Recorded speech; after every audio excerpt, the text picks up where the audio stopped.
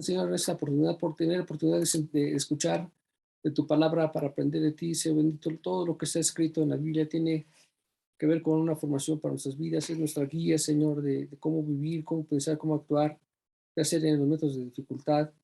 A ti recurrimos, Señor, como nuestro manual de vida. Padre bendito, te honramos en nombre de Jesús de Nazaret. Amén. Amén. Amén. Voy a pedirles, por favor, que abran sus Biblias en 2 de Crónicas, capítulo 13, versículo 13. No es cierto, desde el 1. 2 de Crónicas 13, del 1 en adelante. 2 de Crónicas 13, del 1 en adelante. Yola ya lo tiene, pero también. Mario también. Dani también. Vero no tiene nada. Ok. Sandra, ¿ya está bien? Y Rosita. Rosita. Oh, ok, muy bien. Bueno, dice la Biblia, a los 18 años del rey Jeroboam, reinó Abías sobre Judá. Y reinó 3 años en Jerusalén. El nombre de su madre fue Micaías, hija de Uriel de Gabá, y hubo guerra entre Abías y Jeroboam. Entonces Abías ordenó batalla con un ejército de 400,000 hombres de guerreros valerosos escogidos, y Jeroboam ordenó batalla contra él con 800,000 hombres escogidos, fuertes y valerosos. Y se levantó Abías sobre el monte de Semarnaim, que es en los montes de Efraín, y dijo: Oídme, Jeroboam y todo Israel.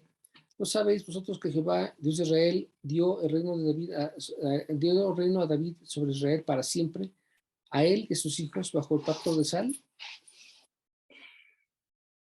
Pero Jeroboam, hijo de Nabat, siervo de Salomón, hijo de Salomón, se levantó y se rebeló contra su señor, y se juntaron con él hombres vanos y perversos, y pudieron más que Jeroboam, hijo de Salomón, porque Jeroboam era joven y pusilánime, y no se defendió de ellos. Ahora vosotros tratáis de resistir al reino de Jehová en mano de los hijos de Israel, de los hijos de David, porque sois muchos y tenéis con vosotros becerros de oro que Jeroboam os hizo por dioses. ¿No habéis arrojado vosotros a los sacerdotes de Jehová y a los hijos de Aarón y a los levitas? ¿Los habéis designado sacerdotes a la manera de los pueblos de otras tierras, para que cualquiera que venga a consagrarse con un becerro y 7 carneros, y así sea sacerdote de los que no son dioses? Mas en cuanto a nosotros, Jehová nuestro Dios, no le hemos dejado. Los sacerdotes que ministran delante de Jehová son los hijos de Aarón, y los que estáis en la obra son los levitas, los cuales queman para Jehová los holocaustos cada mañana y cada tarde, el incienso aromático, y ponen los panes sobre la mesa limpia y el candelero de oro con sus lámparas para que ardan cada tarde, porque nosotros guardamos las ordenanzas de Jehová nuestro Dios, mas vosotros la habéis dejado. Y aquí Dios está con nosotros por jefe, y sus sacerdotes y las trompetas de júbilo para que suenen contra vosotros, oh hijos de Israel. No peleéis contra Jehová, el Dios de vuestros padres, porque no prosperaréis. Pero Jeroboam hizo tender una emboscada para venir a ellos por la espalda. Estando así delante de ellos, la emboscada estaba a espaldas de Judá. Hasta aquí tantito, lo vamos a seguir un poquito más adelante. El tema que quiero tratar, y voy a tratar en los días siguientes, tiene que ver las batallas de Dios. ¿Qué son las batallas de Dios? ¿En dónde está el punto de las guerras que vemos en la Biblia? Nosotros enfrentamos todos los días, pues, pleitos, o sea, todos los días tenemos una guerra contra nosotros mismos, una guerra contra el sistema, una guerra contra el diablo, una guerra contra la economía, una guerra contra la salud. O sea, tenemos diferentes tipos de dificultades todos los días, y el pueblo judío no era la excepción. El pueblo judío tenía no mucho que se había separado. Se dividió en el reino del norte y en el reino del sur, y en el reino del sur se encuentra la parte de Judá, donde se encuentra Jerusalén, que ese es el lugar santo, y la parte más amplia, que es la del reino del norte, estaba gobernada por el rey Jeroboam. Y dice la Biblia aquí que tuvieron un enfrentamiento el rey Abías contra el rey Jeroboam. Es decir, se pelearon, hubo una guerra interna, una guerra civil, entre los del reino del sur y los reinos del norte.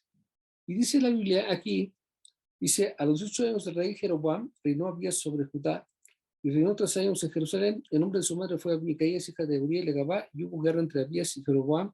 Entonces Abías ordenó batalla contra un ejército, con un ejército de 400,000 hombres de guerra, valerosos, escogidos, y Jeroboam ordenó batalla contra él con 800,000 hombres escogidos, fuertes y valerosos. Aquí tenemos un problema. No fue una guerra pareja. ¿Por qué? Porque salió el rey de Judá con 400,000 hombres, pero el rey de Israel, ¿con cuántos salió a la guerra? 800,000. 800,000. 800,000, lo doble, lo doble. Ahora, son números, pero ¿tienen cuántas son 400,000 personas? ¿Y cuántas son 800,000 personas? Es una barbaridad, es una extraordinaria multitud de gente. Es muchísimas personas que iban armadas a una guerra. Y esto no iba a terminar pues favorable para Judá porque eran menos. Dice que se contaron 400,000 contra 800,000. Qué impresionante. Y dice aquí la Biblia que Abías ordenó pues la batalla, que era el rey de Judá, pero antes de pelear con ellos, subió al monte, a un monte que se llama Semarraim, que forma parte de las cordilleras del territorio de Efraín, o sea, del reino del norte, y desde ahí dice unas palabras al pueblo de Israel. Y les dice cosas, les dice en el versículo 5, ¿no sabéis que Jehová, Dios de Israel, dio el reino de David sobre Israel para siempre a él y a sus hijos bajo el pacto de sal? Les está diciendo a ellos, como si no supieran, o más bien como que personas que no saben, que Dios había dado el territorio de Israel, todo completo, del norte y del sur, a la casa de Dios. Y que lo que estaban haciendo no iba a ser prosperado porque estaban en contra de lo que Dios había dicho. Y aquí habla acerca del pacto de sal. Dice la Biblia, dice a él y a sus hijos bajo pacto de sal. Había ¿qué es un pacto de sal? Pues bueno, la sal, si ustedes saben muy bien que es un preservativo para que se descompongan las cosas o para que tengan mayor resistencia, y representa la fidelidad y la lealtad a un pacto o promesa, y esto que se hacía era irrevocable. Es decir, cuando se ocupa la sal, se ocupa no solamente para condimentar, sino que espiritualmente es un pacto, cuando se derrama la sal, donde se representa la fidelidad y la lealtad a un pacto de Dios o a una promesa que se dijo de Dios, y que además es un pacto que es irrevocable. No se puede echar para atrás ninguna de las partes en ningún tiempo. Así es como la Biblia lo muestra. Entonces dice que ese rey se pone en el monte y les empieza a decir al pueblo, a los contrarios, que no se están dando cuenta que están luchando prácticamente contra Dios. Dice el versículo 8, pero Jeroboam, hijo de Nabat, siervo de Salmón, hijo de David, se levantó y rebeló contra su señor. Les está diciendo que su líder era una persona que no era espiritual, que se había levantado en contra de los hijos de David, y que esto no era grato delante de Dios. Es decir, antes de iniciar la batalla, este hombre se pone a predicarles.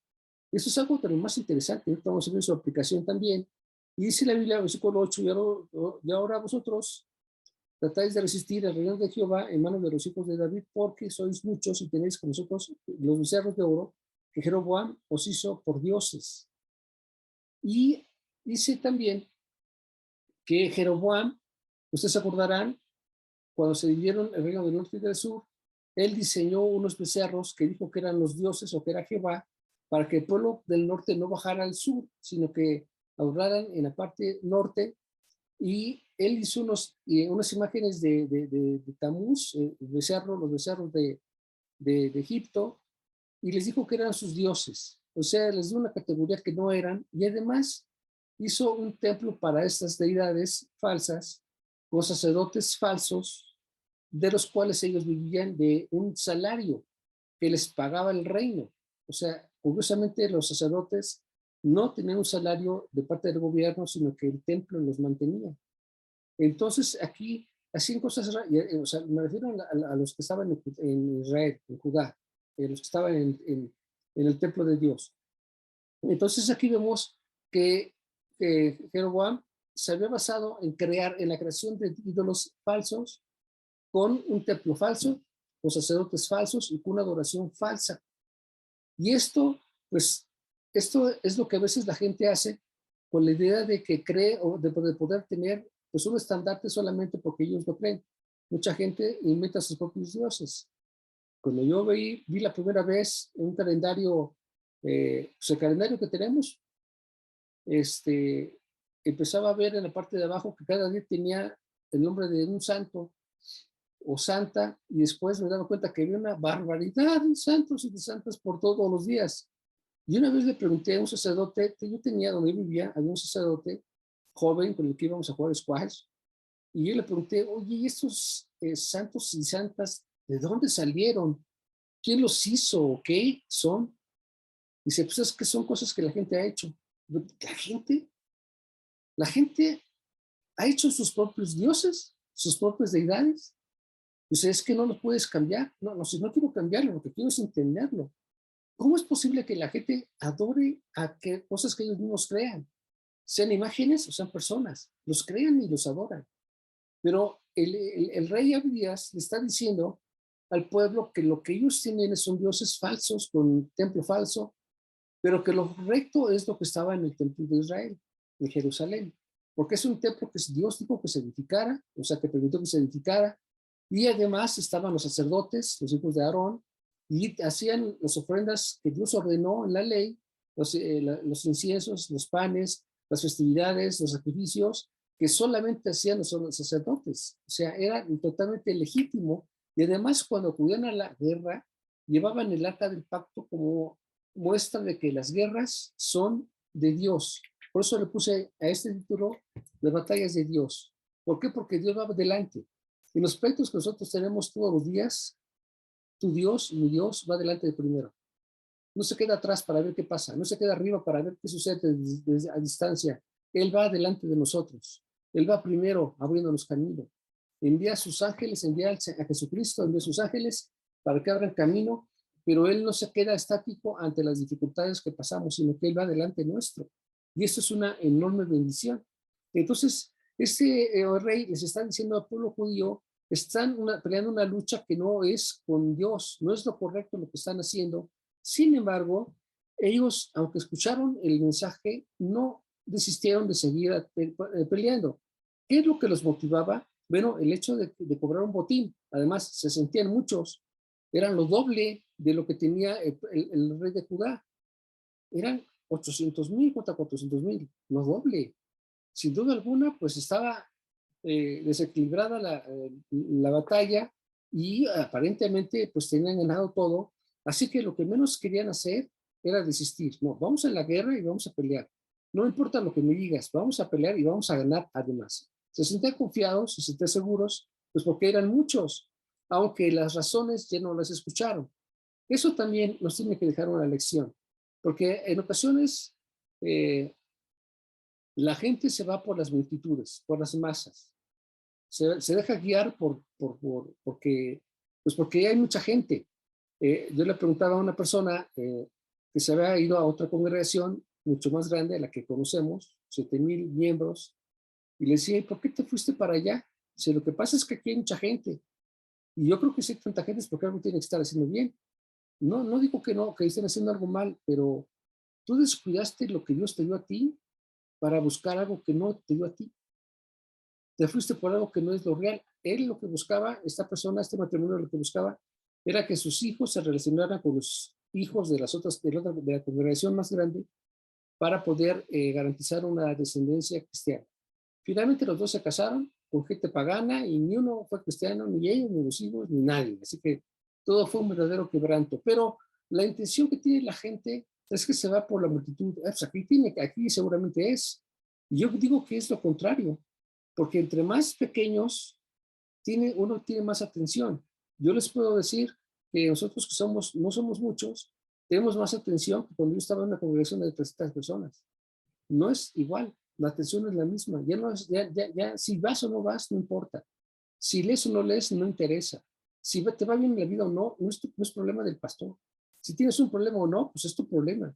Es decir, si no, cuando son pequeños, yo les preguntaría, ¿quién tiene más? Eh, ¿Quiénes viven mejor? ¿Una familia que tiene 12 hijos o una familia que tiene dos? La que tiene dos Pues sí, porque les puedes dar mejor cosas, ¿verdad? Les puedes dar más atención, les puedes poner más cuidado en las cosas que se requieren, y te es más fácil suplirle a 2 que 12 o 14, ya son una barbaridad.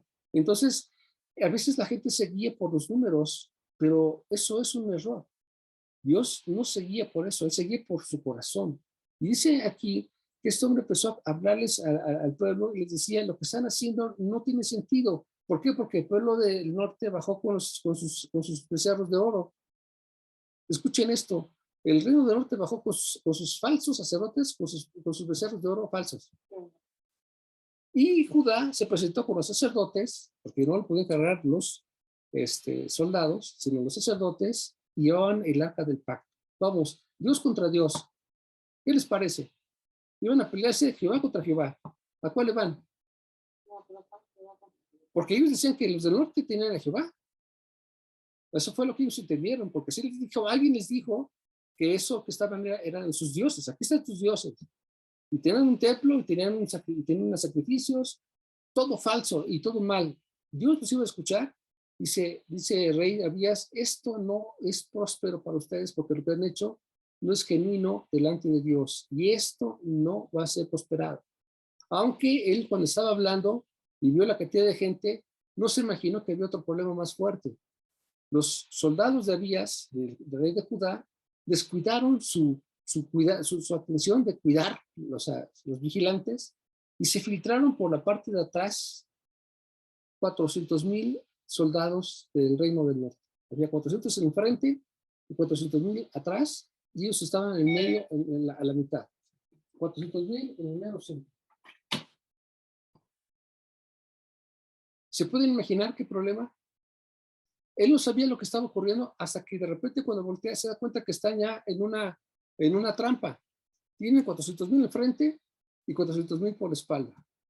¿Qué hace la gente cuando tiene este problema? Miren lo que dice aquí, versículo 13, si a los cuales queman para Jehová los holocaustos cada mañana y cada tarde, el incienso aromático y pone los panes sobre la mesa, está hablando de los sacerdotes de Judá, y el candelero de oro con sus lámparas para que ardan cada tarde, porque nosotros guardamos las ordenanzas de Jehová nuestro Dios, mas vosotros la habéis dejado. Y aquí Dios está con nosotros por jefe, y sus sacerdotes con las trompetas del júbilo, para que se unen contra vosotros, oh hijos de Israel, no peleéis contra Jehová, el Dios de nuestros padres, porque no prosperaréis. Y dice aquí el rey que el pleito no es contra ellos, sino contra Jehová. Dice, ustedes están peleando no contra nosotros, sino contra Jehová. Vean lo que están haciendo. ¿Por qué? Porque a veces nosotros estamos viendo solamente lo que está a la vista, pero lo que está detrás es lo más importante. Si ustedes están peleando no contra nosotros, sino contra nuestro Dios, porque quieren hacer las cosas de la forma equivocada y nunca lo que es falso va a ganar contra lo que es genuino. Nunca las cosas mal hechas van a salir bien. O sea, esto no es posible que funcione a la larga. Dice versículo 13, pero Jeroboam hizo tender una emboscada para venir a ellos por la espalda, y estando así delante de ellos, la emboscada estaba a espaldas de Judá. Y cuando miró Judá, hizo tender, en lo que miró Judá, he aquí que tenía la batalla por delante y a las espaldas, por lo que clamaron a Jehová, y los sacerdotes tocaron las trompetas. ¿Qué pasó aquí? Cuando estamos en conflicto, tenemos que aprender a actuar. Y vamos a actuar en base a lo que hemos aprendido, de lo que nos hemos llenado. Entonces, este rey, que ni siquiera era un extraordinario rey, pero finalmente estaba como rey de Israel, de Judá, perdón, se encontró con la trampa en la que había caído. Ya estaba metido en un enorme problema. Dice aquí la Biblia que cuando se encontró eso, lo que él hizo es lo que a veces nosotros no hacemos. Cuando tú y yo tenemos un problema, actuamos de diferentes formas. Cuando tienes un problema, inmediatamente piensas tú cómo lo vas a resolver con tus propias fuerzas. Tienes un problema de que la jovencita ya está embarazada, un ejemplo. Y entonces lo que haces es, ¿cómo lo voy a hacer para resolver el problema? Y van a estar pensando si puedo conseguir un médico que le pueda resolver el problema, o si es que el chico quiere dar la cara y quiere responder, o si es correcto llevarlo a la iglesia y a ver qué hacemos. Es decir, la gente lo primero que intenta hacer es una solución en sus propias fuerzas. Cuando tienen un problema económico, la gente lo primero que hace es buscar a quién le piden prestado. A ver qué vendo, o a ver qué empeño, o a ver a quién le hago una trampa para que caiga y me dé algo. O sea, la gente intenta en sus fuerzas siempre resolver sus conflictos. Esa es como una situación natural. Cualquier persona que tiene un problema, lo primero que busca es solucionarlo en sus propias fuerzas. Pero aquí este rey que estaba hablando de Dios, dice que cuando sintió que tenía el problema fuerte, lo primero que hizo fue que se pusieron a clamar a Dios en ese mismo instante. Miren lo que dice el versículo 13, no 14, pero cuando vino Judá, he aquí que tenía batallas por delante y a las espaldas, por lo que clamaron a Jehová y los sacerdotes tocaron las trompetas. ¿Qué fue lo que pasó? Dice que clamaron a Dios y los sacerdotes tocaron las trompetas. ¿Qué tiene de particular tocar las trompetas? Dejen platicarles. La gente de Israel tenía trompetas. ¿Se imaginan tener trompetas o no tener trompetas? Conteste, por favor. ¿El ejército del norte tendría también trompetas? No. No creo. Claro que sí. Sí. Estaban imitando a todo lo que había en el sur. Imitaban todo. Pero no las tocaron. No las tocaron, pero tenían trompetas. Y dice que, de hecho, cuando se iba a la guerra, lo que hacían era, había que tocar las trompetas. Y los del norte traían, al igual que los del sur, también sus sacerdotes, nada más que eran falsos, y tenían sus trompetas. Y dice la Biblia que entonces los sacerdotes empezaron a tocar sus trompetas. Y aquí viene algo de lo más importante. Dice que 15, entonces los de Judá gritaron con fuerza, y así que ellos alzaron el grito, Dios desbarató a todo Jeroboam y a todo Israel delante de Abías y de Judá. Huyeron los hijos de Israel delante de Judá, y Dios los entregó en sus manos. ¿Qué es lo que pasó aquí? Dice que cuando estaban cuando se tenía que entrar a la batalla, ambos tenían que tocar las trompetas porque es un anuncio de que ataquen, o sea, ataquen de ambas partes. Pero los del norte eran falsos, pero los del sur eran auténticos, aunque eran mucho menos, la mitad de los del norte. Y dice que cuando empezaron a tocar la trompeta los sacerdotes, entonces y además empezaron a clamar y a gritar, hubo un milagro. Las trompetas eran genuinas porque estaban ungidas desde el templo. Los que los tenían eran los sacerdotes, genuinos de parte de Dios. Estaban por el Dios genuino, que es Jehová o Jesucristo. Y entonces dice la Biblia que cuando ellos empezaron a clamar, hubo un grito muy fuerte y Dios desbarató, y dice la Biblia que Dios desbarató el ejército de Jeroboam por completo. El que hizo que se confundieran y se mataran y perdieran fue Dios, no fueron los hombres. ¿Esta es una enseñanza para nosotros? Sí, porque cuando estamos en dificultades, lo primero que queremos hacer es meter nosotros nuestra mano para resolver el conflicto. Pero aquí la Biblia nos enseña que lo primero que tenemos que aprender a hacer es buscar a Dios y clamar al Señor. Señor, estoy en este problema, estoy en este conflicto, tengo esta necesidad, y clamas al Señor y lo buscas con todo tu corazón y le pides al Señor dirección para tu vida. Y también me llama mucho la atención porque en el principio de la lectura, Abías sube al monte y les empieza a predicar a los propios israelitas, en este caso en la parte del norte, que eran hermanos finalmente, desde el origen del pueblo judío. Y algo que tenemos que aprender a hacer nosotros es pedir al Señor o recordarle al Señor lo que ha hecho en tu vida. A ver, les voy a platicar un poco. Cuando mi esposa estaba sumamente grave, hace ya 2 años, ya pasaron 2 años de esto, ¿no? Empezamos con el problema, que estaba sumamente grave. Así, no, ya hemos visto muchos milagros acerca de esto, y yo estaba pidiéndole a Dios acerca de ella y clamaba al Señor, y por supuesto que lloraba, y por supuesto que gritaba, y por supuesto que le pedía, pero lo que aprendía a hacer era recordarle a Dios lo que había hecho desde un principio. Señor, tú me trajiste aquí cuando no era nadie. Tú me hablaste cuando pues cuando yo estaba en mis pecados. Y me hiciste conocerte. Y me hiciste que yo me casara con esta maravillosa y extraordinaria mujer. Y tú sabes que no puedo vivir si no está ella conmigo. Y tú sabes, Señor, que nos hemos esforzado, mi esposa y yo, en Cristo, para tener una familia en Cristo, de hacer todas las cosas en tu nombre. No hemos dejado de trabajar ni un solo día, ni hemos dejado de pensar en ti un solo día durante todo ese tiempo. Y estoy diciéndote esto, Señor, porque te pido que me ayudes, porque no te hemos dejado. En ti está nuestra confianza, en ti está nuestra fuerza.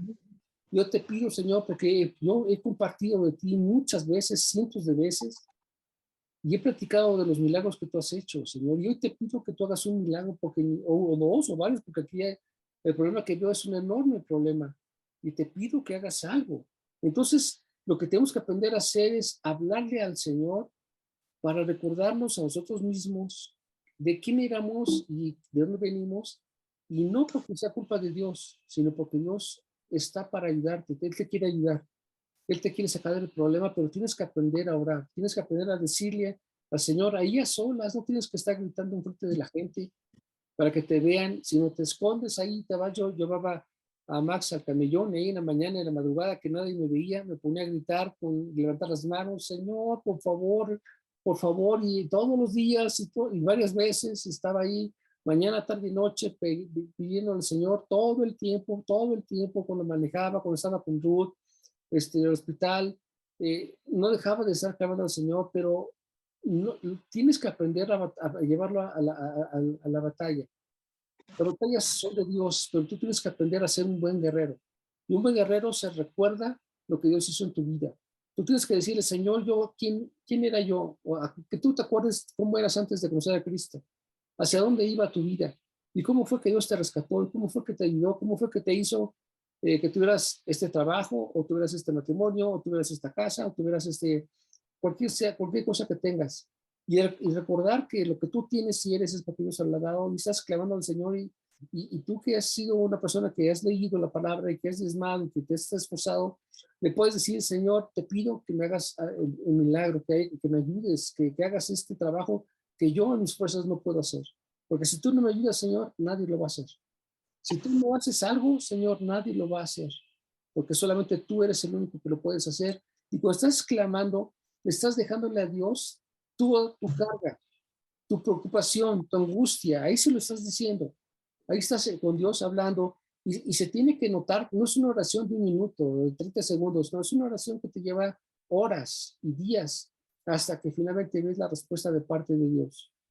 Y dice aquí que ellos se pusieron a clamar, pero lo que decía él era recordarles al pueblo judío de la parte del norte de dónde venían, y lo que Dios había hecho, y cómo es que ellos se habían desviado y tenían ahora como estandarte imágenes falsas, sacerdote falso, y todo lo demás una imitación, una burda imitación.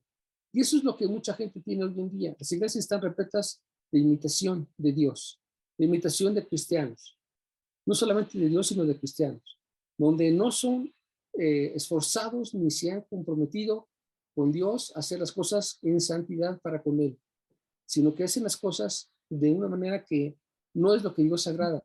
Entonces, aquí vemos también que cuando tú estás clamando al Señor, lo que ves aquí es que Dios es el que entra por ti. Netamente Dios hizo algo. Ellos empezaron a tocar. Fíjese qué impresionante. Los reinos del norte también tocaban sus trompetas, porque era una fórmula que tienen que tocar trompetas para ir a la guerra. Pero lo que era auténtico, lo que es auténtico, fueron las trompetas de los sacerdotes, ungidas por Dios, son las que tocaron el corazón de Dios e hizo que el pueblo del norte pereciera en la batalla. Dice que de estos 800,000 que fueron a la batalla, 500,000 murieron en un solo día. Impresionante. 500,000 se dice rápido. ¿Se puede imaginar? 500,000 que perdieron la batalla. Aquellos que tenían su confianza en la fuerza, en la cantidad de gente, en su estrategia, porque ya habían hecho algo. Llegar por la parte de atrás, tenían pues la victoria prácticamente en sus manos. Estaba fácil. Es como querer meter un gol sin portero. O sea, estaba fácil el asunto. Sin embargo, vemos a un Dios que inmediatamente, cuando escucha las trompetas ungidas de sus sacerdotes, actúa a favor del pueblo de Judá y entonces les concede la victoria, y los del norte, los que estaban enfrente y en retaguardia, dice que salieron huyendo y todos, y bueno, no todos, sino 500,000 perecieron, y es una enorme barbaridad. Versículo 15, entonces los de Judá gritaron con fuerza, y aquí nos deja ver lo que pasó también cuando pasó esto en Números capítulo 10, versículo 5, dice, y cuando, ese es cuando está en la toma de Jericó, dice, cuando tocares alarma, entonces moverán los campamentos de los que están acampados al oriente. Y cuando tocares el arma la segunda vez, entonces moverán el campamento de los que están acampados desde el sur. Alarma tocarán para sus partidas. Pero para reunir a la congregación tocaréis no más con sonidos de alarma. Y los hijos de Aarón, los sacerdotes, tocarán la trompeta y la tendréis por estatuto perpetuo por vuestras generaciones, y cuando salieran a la guerra en nuestras tierras contra el enemigo que os molestare, tocaréis alarma con la trompeta y seréis recordados por Jehová vuestro Dios, y seréis salvos por el enemigo de vuestros enemigos, y en el día de vuestra y en el día de vuestra alegría y vuestras solemnidades y en los principios de vuestras mesas tocaréis la trompeta sobre vuestros holocaustos y sobre los sacrificios de paz, y os será por memoria delante de vuestro Dios, yo Jehová vuestro Dios. Se estaban preparando Josué y todo el pueblo judío para tomar ya Jericó, ya para entrar a conquistar Canaán, y les habla acerca de las trompetas. Le dice que tiene que tocar las trompetas para reunirlos, tiene que tocar las trompetas para que se preparen para la guerra, pero después iban a entrar a la batalla. Le dice que tiene que tocar la trompeta de cierta forma, con un toque más largo, dice, y Dios escuchará. Dice, Dios escuchará esta proclamación de sus trompetas ungidas, de su mandato que Dios ordenó, y entonces les dará la victoria sobre sus enemigos. Y esto me queda muy claro. ¿Qué es esto? Que Dios escucha a los que son fieles, Dios escucha a los que se han esforzado, que Dios escucha el clamor de los que no son perfectos, pero han lo buscado con todo su corazón, y Dios los oye, y Dios sale por ellos con rapidez. Dice que les dio la victoria con rapidez. Dice aquí, versículo 9, bueno, eso yo lo estoy leyendo, pero usted no está, lo que estoy leyendo en Números. Dice, cuando saliereis a la guerra de vuestra tierra contra el enemigo que os molestare, tocaréis alarma con la trompeta y seréis reportados por Jehová vuestro Dios. Dice, Dios escuchará. ¿Por qué? Porque Él es un pacto. Ha hecho un pacto con su pueblo. Un pacto donde dice que es un pacto de sal, un pacto que no se puede quebrantar. Y esto habla de lo genuino, de lo auténtico, de lo fiel que significa el pacto de sal. Entonces dice que cuando ellos tocaron la trompeta, inmediatamente Dios se recordó y escuchó inmediatamente el sonido de sus trompetas, y dice que inmediatamente actuó en contra del enemigo y les dio la victoria. Entonces, nosotros tenemos que entender, nosotros no vamos a la guerra o no salimos a orar con trompetas, pero sales a orar por tu corazón para recordarle a Dios las cosas que te hizo, las cosas que tú has vivido, los milagros que tú has tenido en tu vida cristiana, a recordar de dónde vienes. Señor, te agradezco porque yo era una persona alcohólica, yo era una persona drogadicta, yo era una persona así, y tú me llamaste, me limpiaste y me trajiste. Señor, y ahorita estoy en un problema tremendo, yo te he pedido perdón y me he esforzado, Señor, y te pido que me perdones hoy, pero te pido tu ayuda porque tengo un problema muy fuerte que en mis fuerzas no lo puedo lograr. Y vengo a ti porque no quiero buscar con mis habilidades o con mis recursos, sino con los recursos de Dios. Y cuando aprendemos a hacer esto, no importa las emboscadas en las que estés metido, en los problemas en los que estés metido, es un milagro esto. No fueron 400 contra 400, sino 800 contra 400, y además por el frente y por atrás. Una tragedia eso. Eso, por donde me digan, era una tragedia. No había forma de que humanamente se pudiera haber vencido ante esto, pero lo más increíble es que dice la Biblia que Dios les concedió la batalla porque ellos fueron vencidos antes de que entraran a la guerra. Antes de empezar a pelearse contra sus medios hermanos, ellos ya estaban vencidos porque el ruido de las oraciones, de los clamor del pueblo de Judá, dice que los hizo que ellos perdieran el control sobre lo que tenían y huyeron, y en su huida murieron. Dios quita a tus enemigos, no tienes que quitarlos tú, no tienes que pelearte mucho. Dios te quita a tus enemigos. Él es el que gana la batalla. Las batallas son de Dios. Aprendan esto. Las batallas que tú y yo tenemos son de Dios. ¿Cuál es tu batalla? ¿Tu temperamento? Son de Dios la victoria. ¿Cuál es tu batalla? ¿Tu fidelidad? Viene de parte de Dios la batalla. O sea, es una batalla que Dios gana. Cuando tú clamas y cuando tú pides al Señor perdón y ayuda. ¿Cuál es tu problema? ¿La economía? ¿El trabajo? ¿Cuál es tu conflicto? ¿Dónde está tu batalla? Todos enfrentamos todo tipo de batallas, pero Dios te concede la victoria cuando tú te has esforzado en llevarle al Señor tus plegarias y le pides al Señor ayuda en tu momento de dificultad. Yo creo que todas las batallas, como decía aquí, este hombre dice, es una batalla, están luchando contra Dios. No es contra mí, es contra Dios. Eso es una maravilla. Y si no es contra mí, no es contra el pueblo de Judá, es contra Dios. Contra lo que Dios enseñó, contra lo que es correcto. Y si tú haces lo correcto, estás en el lado equivocado. Porque puede ser que estés en el lado de los del norte, en el lugar equivocado, pero puedes cambiar para estar en los reinos del sur, por lo que es auténtico, lo que es genuino, lo que es grato delante del Señor. Eso es lo que yo puedo aprender en esto.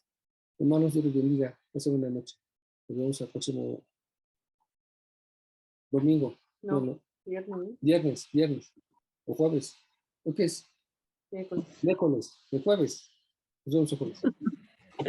Muchas gracias, pastor. Buenas noches a todos. No sé ni qué digo. Buenas noches a todos. Buenas noches.